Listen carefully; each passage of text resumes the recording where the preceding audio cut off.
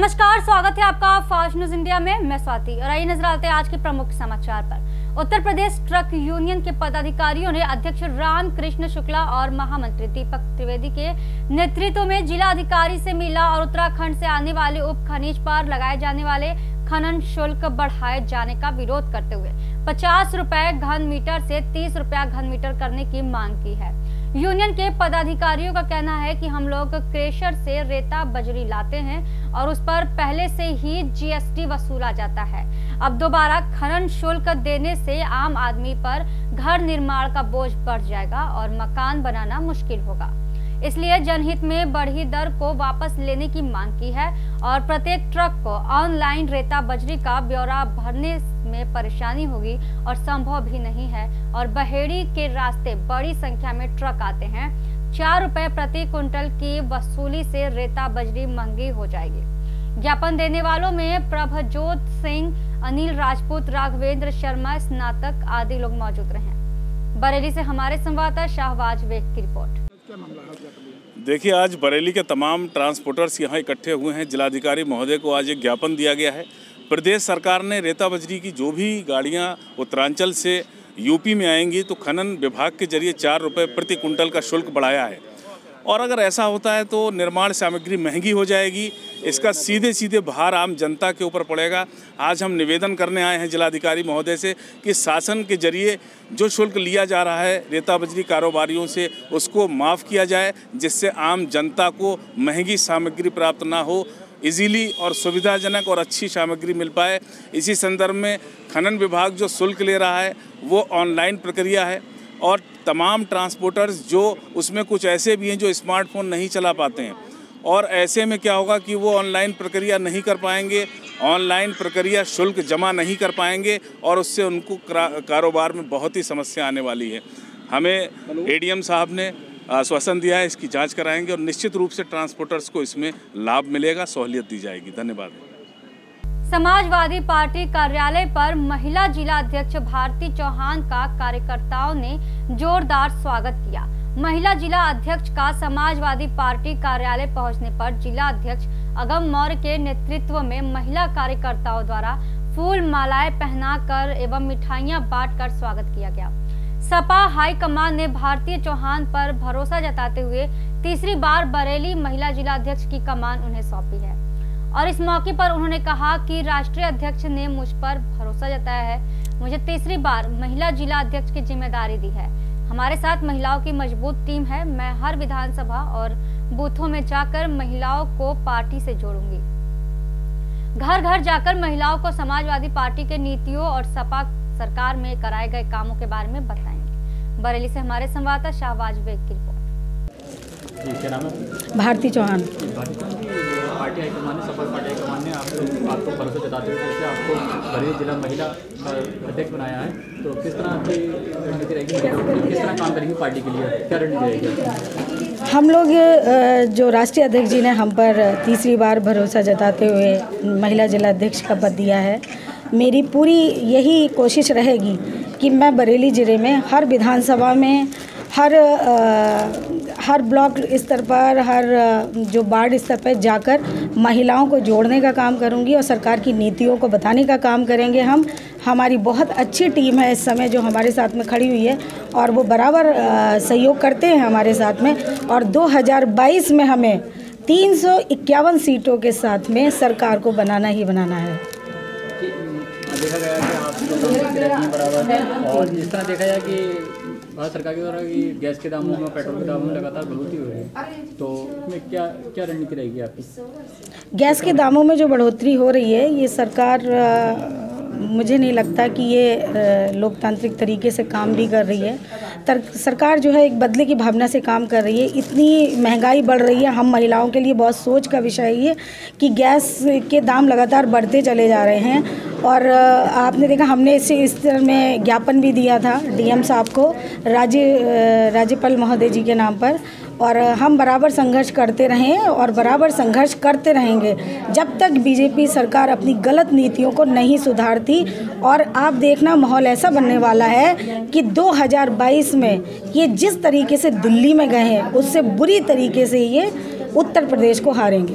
आप खुद महिला हैं, तो आप ज़्यादा अच्छी तरह जानते होंगे किस तरह से देखा जाए, लगातार देखा जाए गैस सिलेंडर एकदम शून्य हो गए जी 5-6 सालों में, तो किस तरह की दिक्कतें आती हैं महिलाओं को? आपको अच्छी तरह समझते होंगे, आप महिलाओं के बीच जाती होंगे, किस तरह आपको समझाएंगे महिलाओं को? अगर आप देखिए सब्जी के दामों में देखिए बढ़ोतरी कितनी हो रही है, दालें देख लीजिए आप कितना बढ़ रही हैं, मतलब क्या चीज़ हम लोग खाएं, क्या चीज़ समझ में नहीं आ रहा है इन लोगों का। इतनी महंगाई ये बढ़ाते जा रहे हैं, बिल्कुल कि ये पब्लिक के बारे में नहीं सोच रहे हैं, गरीब लोगों का क्या हाल है, एक बार भी इनकी नज़र गरीब लोगों पर नहीं जा रही है। महिलाओं के बीच में जाने की सब बातें रखेंगे, हम बिल्कुल सब बातें बताएंगे ये सब जाकर, और सबको समझाएंगे इस चीज़ में, घर घर जाकर हमारी पूरी टीम।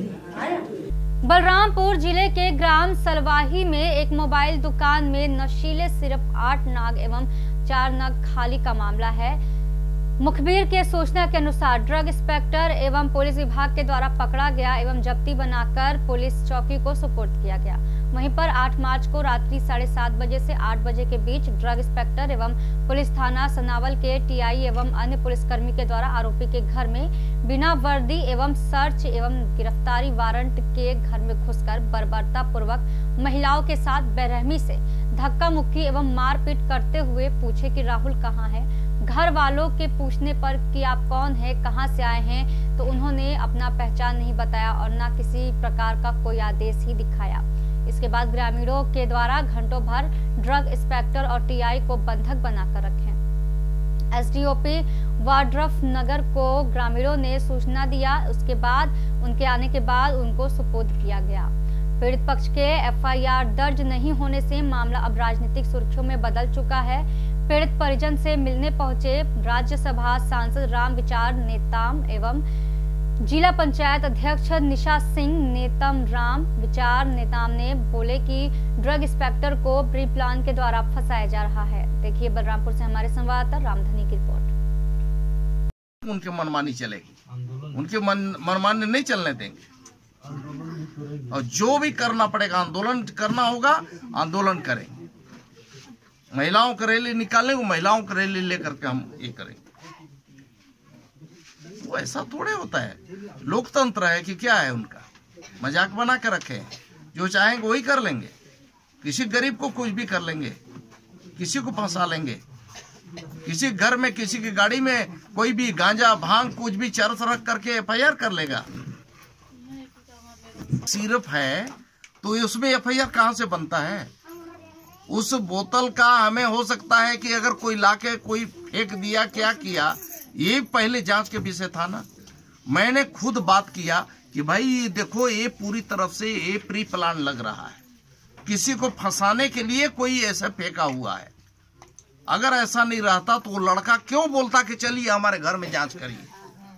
सीढ़ी ला करके खुद देता है कि आप छत में भी जाके चेक करिए। इसका मतलब ड्रग इंस्पेक्टर को मालूम था कि कहां पे रखे हैं, वो खुद जो है किया है, वो खुद जो है फंसाने के लिए ये चाल जो है ड्रग इंस्पेक्टर खुद चला है। और पूरे बात तो ये है कि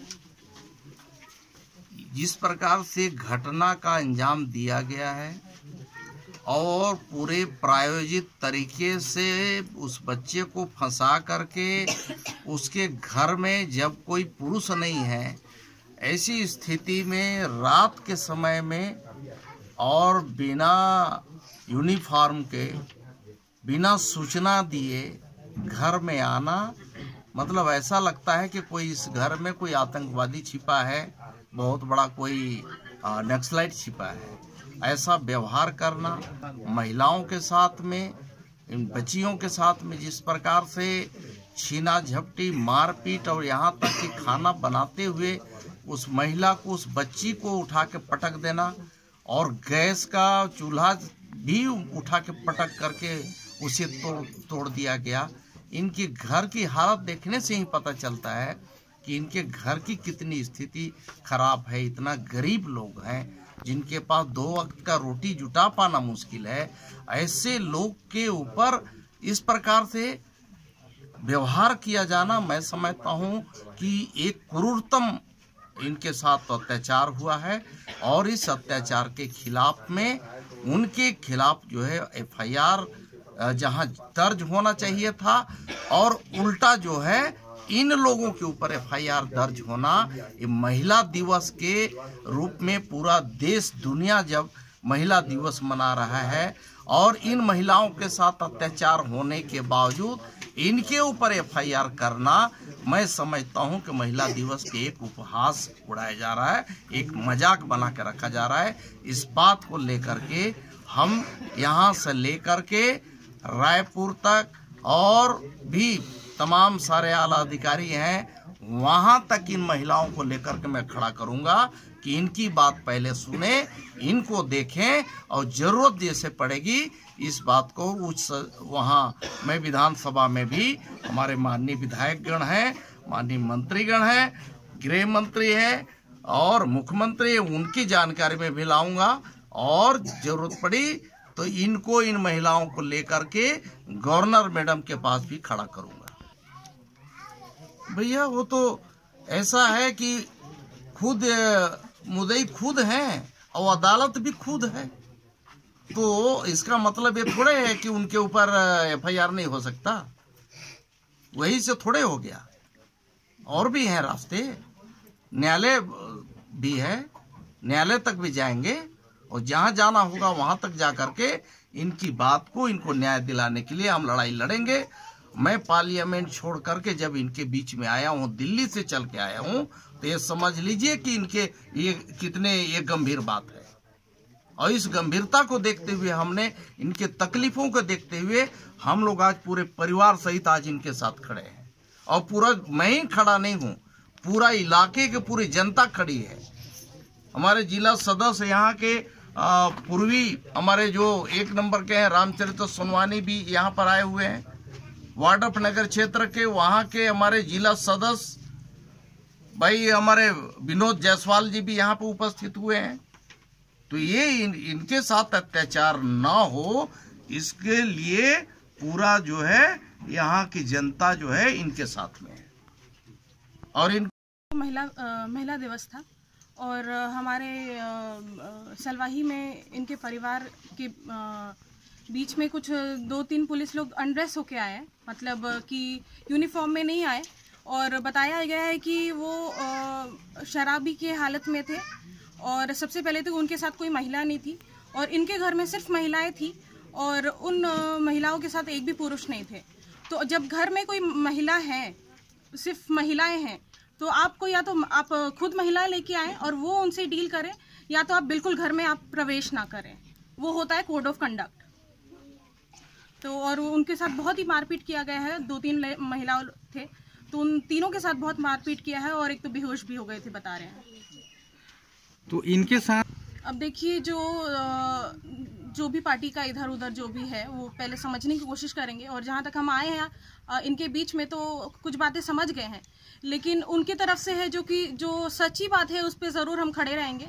क्योंकि पहली बात तो आपने वहीं गलती कर दी कि आप बिना यूनिफॉर्म के आए हैं, और दूसरी बात ये कि अगर महिलाएं घर में हैं, 2-3 महिलाएं और पुरुष नहीं हैं, तो आप उनके घर में प्रवेश नहीं कर सकते हैं। और तीसरी बात कि आप महिला लेके आए, अगर रात को अगर 6:30 या 8 बजे के बाद अगर आपको किसी घर के में आना है तो FIR हो गया इनके ऊपर। FIR तो उनके ऊपर होना चाहिए। पुलिस है या फिर अधिकारी हैं, इसका मतलब ये नहीं कि उनके ऊपर FIR नहीं हो सकता। गलती उनकी भी है तो FIR उनकी भी, उनके तरफ भी होनी चाहिए। क्या हुआ है आप लोगों के साथ में? घर में खाना बनाओ मनमाई बेटी, अब बाहर से होने ले नॉनड्रेस में, अब 2 घुस गए घर में, तो घर में घुस के राहुल कहाँ है, तो हम कहे राहुल नहीं थे, कैसे कहाँ के बड़ा बाबू, तो कह बजे कहाँ के बड़ा बाबू, तले धर के बाँह धर पकड़ लेलक हाथ में साइड में होकर, तब ले ई कहे भैया कहाँ के बड़ा भैया, तो कहते कहाँ के भैया, तब गंदा उलट सदा गंदा गाड़ देवे लागल। कह राहुल के बताओ, अब 2 जवन बहरी रहन, तो हम नहीं देखे 2 बहरी लग हमारे बाबू के हमारे जो घिंचा घिंची करते रहन, तो बाद में पटक दिलक हमारी लड़की के फिर उठौली, तले फिर हम पटका गेली, झोटा धर के पटका गेल। अब पटका गेली दोनों माँ बेटी, तब ले भाई गुहार होके लागल, हरा होके लागल, तो दोनों निकल गेलन वहाँ, तो 2 निकलन, तो हमारे बाबू के धर के अथी कालर बहरी ले निकल गेलन। अब मोबाइल धर के पाकिट में रख लेलन, तले हम कुल दी, तो कहत बाजे कहा मोबाइल दो तो हम कहे कहाँ मोबाइल बानी हम देता बेटा मोबाइल देता कम से कम काहे तू मोबाइल लुटले बड़ा तू काहे कहाँ के बड़ा तू बताओ पर्चे तो बताओ कम से कम। तो कहते चलो चलो चौकी में चलो थाना में चलो वहीं बताएंगे पर्चे। हम कहे कुछ भी होगी तो बेटा बतावा ही है अति बेटा बराबर बड़ा हमारे तू कम से कम बता तो रखा तू का बड़ा कहाँ के तू तो नहीं से हम कहीं होकर चौकी में हम बताए पहले हमारे बाजा उठा ले मारे खातिर अब बाल भी पकड़ ले लो अब बाबू हमारे खींचे खींचे दूगो वहाँ ले बाहर से दूर ध्यान फिर पूछ के जा कैसे हम पकड़ ले उल्टा एक ईटा मरन तो यहाँ घाव लाग फिर वहाँ ईटा चलन तब हम गिर गई तो तीसरा फिर ईटा चलन तो यहाँ डाँड में घाव लागल फिर जांग में करिया हुई बाहर तले फिर पूरा हमारे गोतनी लोग कूदलन सास कूदलन तले गोतनी के एक ईटा पाए तले हाथ में घाव लाग गई हमारे हाथ में गोतनी घाव तब पूरा मैंने अब कोई फैमिली लोग आ गए तब अलग अलग मिलन तो कहते आप कुछ भी हो जाएगा। अब इतना नशा पी के मैंने एकदम मैंने ज़्यादा नशा इतना पी उनका बोलने शक नहीं चलते हैं। तो आज हमारी नौकरी जाए चाहे रही आज हम गुंडागिरी करेंगे और जान भी मार के जाएंगे यहाँ से हम जा रहेंगे नहीं कुछ भी हो जाएगा पूरा ये शर्ट खोल के फेंक दिलन पूरा फेंक दिलन तब ले हमने एक साइड में हो गई डर के मारे अब तब एक आ गलन कवन था तब पूरा ये चलन ईटा चलन मारे का तब चलन हमारे ईटा था फेंका गए नोने तो हमारे सास की फिबाइल ईटा गिर गई हम बता पहुँचे से तो 2 दिन जूता फिर जंगिया में बाजल बा फिर डाँड में बाजल उनका जूता फेंका गई डोरा फेंका गई और पूरा ये सब कान में जब पटक के जूता मार के झोटा धर के छिरी घींचे लगलन तो पूरा ऐसे निकाल के फेंका गई सोना के बहानी इकाई ठोइए बहानी आ पूरा ऐसे लाके बैला कहने चूड़ी सब फूटला चूड़ी के एक गिर हाँ ऐसे बाँह पकड़ लिए पकड़ के ऐसे खींचला तर जूता पटक के जूता से बाजे लगा। एसपी सुल्तानपुर शिवहरी मीना ने सुल्तानपुर वासियों को कोरोना वायरस से बचने की जानकारी दी। सुल्तानपुर से हमारे संवाददाता सुजीत कुमार यादव की रिपोर्ट। कोई मैसेज समाचार मैं आपको बता दूं कि जनपद सुल्तानपुर की पुलिस प्रशासन टीम और हमारी सीएमओ साहब की टीम ने कोरोना वायरस से लड़ने के लिए जो सावधानियां बरतने का प्रयास है वो किया जा रहा है। इसके अतिरिक्त 8 टीमें हमने जनपद के बॉर्डरों पर गठित कर दी गई जिसमें पुलिस और हमारे डॉक्टर साहिबान की टीम लगी हुई है। इसके अतिरिक्त जो हमारे जितने भी स्वास्थ्य कर्मचारी हैं अन्य कर्मचारी हैं उनको प्रशिक्षण दिया गया है। पुलिस के स्तर से व्यापक इंतजाम किए गए हैं जिसके तहत रेलवे स्टेशन बस स्टैंड पर चेकिंग फिस्किंग की जा रही है, लोगों को अवेयर किया जा रहा है। इसके अतिरिक्त जो हमारी टीमें हैं वो लगी हुई हैं किस तरह का कहीं पर कोई कालाबाजारी मास्क या सैनिटाइजेशन वाली जो भी दवाइयाँ हैं उनका ना हो, व्यापक स्तर पर प्रचार प्रसार किया जा रहा है। इसके अतिरिक्त लोगों को अनुरोध किया जा रहा है कि भीड़ इकट्ठी ना हो, सावधानियां बरतें। इस तरीके से मेरा जनपद सुल्तानपुर की आम जनता साथ ही साथ पूरे उत्तर प्रदेश की जनता से अनुरोध है कि सावधानी बरतें, डरे नहीं और बेहतर तरीके से अच्छे तरीके से अपना जीवनचर्या को नियंत्रित, संयमित और संतुलित करें ताकि जो भी महामारी है, जो भी बीमारी है उससे लड़ा जा सके। Thank you sir. दूसरी बात यह है कि मार्केट में मास्क जो है वो उसकी बहुत ही कमी हो गई है या किसी ने डंप कर रखा है और भारी कीमत पर बेचा जा रहा है। उसके लिए आपकी टीम अभी आपको बता दें कि इस तरह की सच कहीं से हमें शिकायत नहीं मिली है, लेकिन फिर भी हमारा प्रशासन पुलिस की टीम अवेयर है। जहां पर छोटी मोटी शिकायतें मिल रही हैं उस पर रेड करी जा रही है। बाकी जो विधिक प्रक्रिया उसके तहत निश्चित रूप से कार्रवाई की जाएगी। किसी का शोषण या किसी तरह की अनियमितता नहीं होने दी जाएगी। Thank you sir. Thank you sir. आपने हमें कब शिकायत करी कि साहब कोरोना से डरने की जरूरत नहीं बल्कि जागरूक होने की जरूरत है। कदरपुर केलाखेड़ा विधानसभा क्षेत्र से समाजवादी पार्टी के पूर्व विधायक प्रत्याशी सहरून उर्फ टोनी पठान ने प्रेस कॉन्फ्रेंस के दौरान वार्ता करते हुए बताया कि लोग उल्टी सीधी अफवाहों पर ध्यान न दें बल्कि सच्चाई पर ध्यान दें। उन्होंने बताया कि कुछ लोगों का कहना है कि गोमूत्र पीने या गोबर लगाने से कोरोना वायरस खत्म हो जाएगा, तो अस्पताल बंद कर दिए जाए और गोमूत्र व गोबर के स्टॉल लगा दिए जाएं। उन्होंने बताया कि यह सिर्फ लोगों का वहम है। अगर किसी को इस तरह के लक्षण दिखाई दे तो सबसे पहले अपने नजदीकी सामुदायिक स्वास्थ्य केंद्र में जाकर अपना चेकअप कराएं। दूसरे बयान में उन्होंने यह भी बताया कि पिछले महीने माननीय उच्च न्यायालय के आदेश के अनुसार धार्मिक स्थलों से लाउड स्पीकर को हटाया गया था, जो कि बिल्कुल गलत है। अगर ध्वनि प्रदूषण को रोकना ही है तो बाइक के साइलेंसर एवं डीजे पर रोक लगाई जाए ताकि ध्वनि प्रदूषण कम हो सके। धार्मिक स्थलों पर लाउड स्पीकर लगे होने से लोगों के कानों तक अपने अपने धर्म ग्रंथों की आवाज आती है। माननीय उच्च न्यायालय से मैं अपील करता हूं कि धार्मिक स्थलों पर लाउड स्पीकर दोबारा से लगाए जाए। देखिए उत्तराखंड केलाखेड़ा से हमारे संवाददाता मोहम्मद अजीम की रिपोर्ट। इस तरीके से पिछले माह में अमेरिका के यहाँ पे राष्ट्रपति आए हैं, डोनाल्ड ट्रम्प, जो नमस्ते प्रोग्राम हुआ, मेरे हिसाब से तो उन्हीं के साथ में इसके लक्षण भारत में आए हैं और उसी वजह से हमारे देश में जो है इसकी जगह जगह पे पुष्टि हो रही है। मगर हमें डरने की ज़रूरत नहीं है। अपने आप को स्वच्छ रखो और हाथ पैर धोते रहो, और जहाँ कोई ऐसी शिकायत हो, जिस तरीके के लक्षण डॉक्टर बता रहे हैं, तो नज़दीकी स्वास्थ्य केंद्र में जाने के बाद में अपना जो है चेकअप करा लो, और विदेश से आने वाले यात्रियों का इस टाइम रोक लगा दो, जिससे कि यहाँ पे आने के बाद में वो अपने वायरस छोड़ रहे हैं, जिससे यहाँ की जनता परेशान हो रही है। मोदी जी ने जो ये वहाँ से ला के बीमारी फैलाई है और खुद भी वहाँ गए हैं, तो इस तरीके से कोरोना वायरस फैल रहा है। और इसका इलाज जो है ये इस तरीके से गोमूत्र लेप लगाने से ये हट जाएगा, और गाय का मूत्र पीने से ये हट जाएगा। तो फिर ये अस्पताल बंद करा दिए जाए और इन्हें भक्तों को जो है वहाँ लिया के बिठा दिया जाए, और ये जो एक स्टैल लगा दिया, चाय का स्टैल होता है, उस पर गोमूत्र रख दिया जाए, वो इन्हें पिलाया जाए। ये कौन सी जिंदगी जी रहे हैं? इन्हें पता है आज भारत या पूरी दुनिया कहाँ पहुंच गई है गोमूत्र और ये पी के ये इसका, और पब्लिक को भड़का रहे हैं।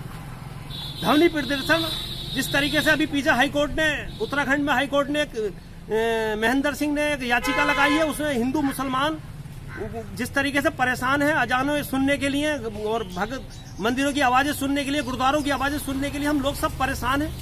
उसमें वायरस बता रहे हैं, सिलेंसरों का वायरस कम नहीं हुआ, हॉर्न बराबर बज रहे हैं। एक 4-5 मिनट के लिए अगर कोई अपनी पूजा पाठ के लिए अगर माइक द्वारा एक दूसरे को बता रहा है, तो उसमें जो है धर्मी प्रदर्शन बता रहे हैं। ये नाकामी है लोगों की, और इसका कोई भी इलाज अभी तक ये न ढूंढ पाए हैं, क्योंकि बाहर से लाके इन्होंने ये आदमियों को यहाँ पे जो है, चीन के आदमियों को लाके और अमेरिका के आदमियों को लाके यहाँ पे जो है ये फैलाया है। इसका जो सही बिल्कुल उपाय है वही है कि अपने आप को स्वस्थ रखें और इन लोगों से दूर रहें। तो ये थे अभी के समाचार। आगे कुछ खास खबरों के लिए बने रहिए फास्ट न्यूज इंडिया के साथ।